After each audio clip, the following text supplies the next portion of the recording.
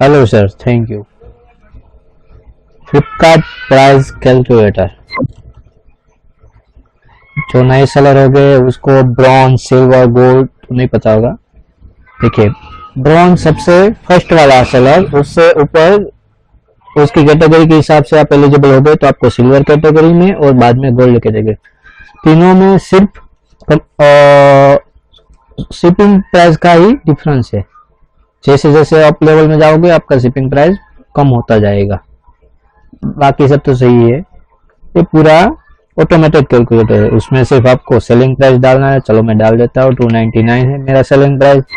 Purchase price चलो मेरा 65 rupees है। सेलिंग प्राइस का जीएसटी रेट है 5% वाला। परचेज प्राइस भी 5% वाला है। अभी कमीशन रेट मेरा 10% है और वेट है 200 ग्राम।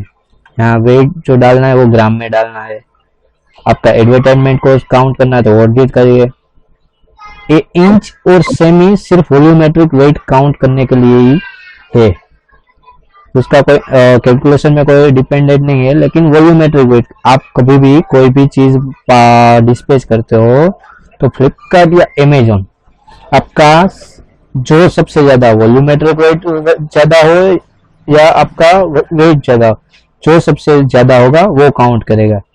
तो प्लीज केयरफुली आप सही से उसका साइज डालिए, अदरवाइज आपका प्रोडक्ट का वेट स्लैब गलत लग सकता है।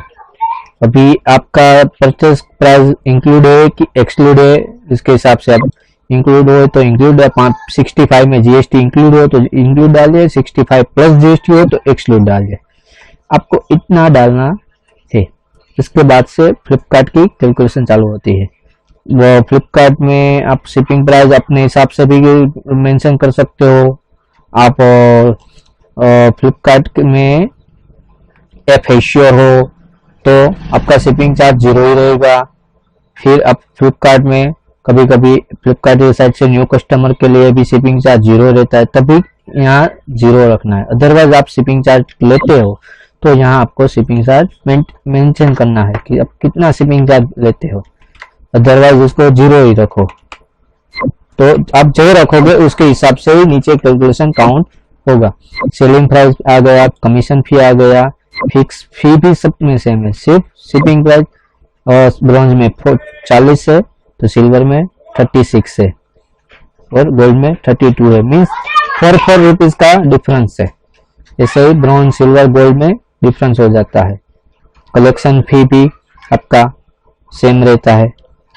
तो आपका प्रॉफिट 299 की प्रोडक्ट 10% कमीशन पे बेचोगे तो आपका प्रॉफिट ए आएगा। अभी ए प्रॉफिट में से आपका परचेस को जीएसटी के साथ बात करोगे तो ए प्रॉफिट आएगा 92,108,11 16। अभी ये चीज हुई सीओडी ऑर्डर आने पर। जब सीओडी ऑर्डर आता है तो आपकी कलेक्शन फी 15 रुपीज लगता है, पर यही चीज प्रीपेड ऑर्डर आ जाता है तो आपकी जो फी रहती है कलेक्शन फी वो कम हो जाती है। तो उसमें प्रीपेड ऑर्डर में आपको बेनिफिट मिलता है 10 रुपीज का।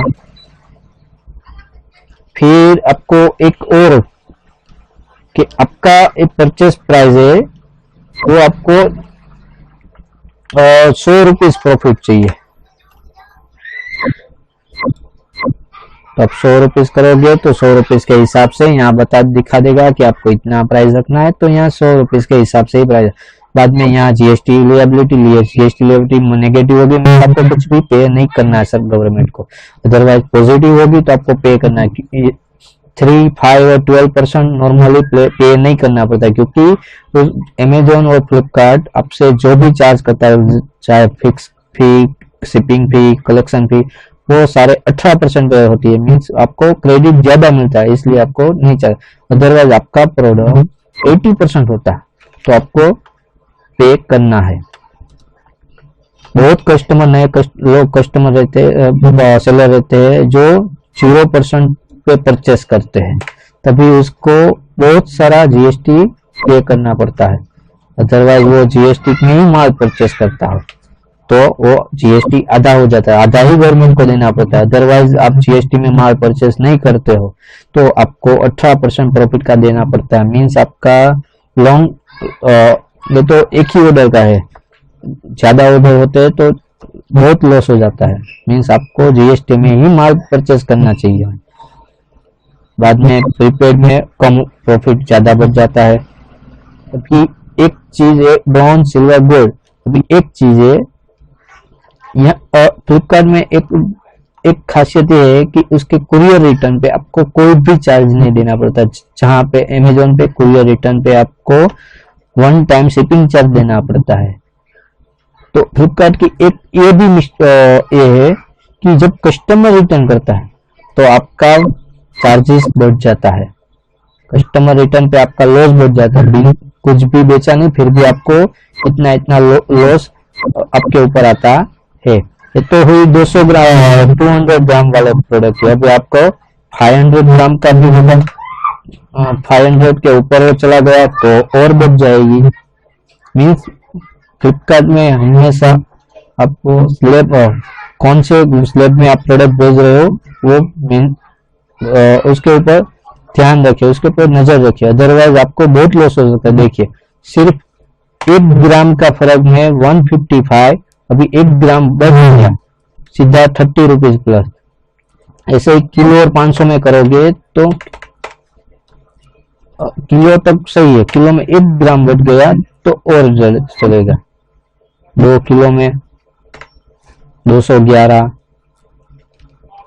इस तरह। इसलिए आप हमेशा आपका प्रोडक्ट का डायमेंशन, प्रोडक्ट का वेट सही डालिए जिससे आपको कस्टमर रिटर्न पे लॉस ना करना पड़े। अभी ये लास्ट वाला जो कॉलम है उसकी खासियत ये है कि आपको कितना प्रॉफिट हो रहा है। मैं पहले यहाँ 200 ग्राम कर देता हूँ। चलो मैं मान लेता हूँ कि मैं 1000 प्रोडक्ट 100 प्रोडक्ट पर मंथ मेरा एक प्रोडक्ट सेल हो रहा है, उसमें से 5% रिटर्न आ रहा है।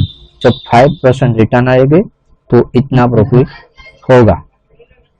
अभी देखो 0% था तो 9500 था, लेकिन 5% रिटर्न पे 8252 मीन्स आपका रिटर्न में सिर्फ 700-800 रुपए का लॉस हो गया। 700-800 रुपीज का आपका लॉस हो गया। मीन्स आपको रिटर्न भी मेंटेन करना रहेगा, अदरवाइज आप रिटर्न मेंटेन नहीं करोगे तो आपका प्रॉफिट इसमें लॉस होता जाएगा।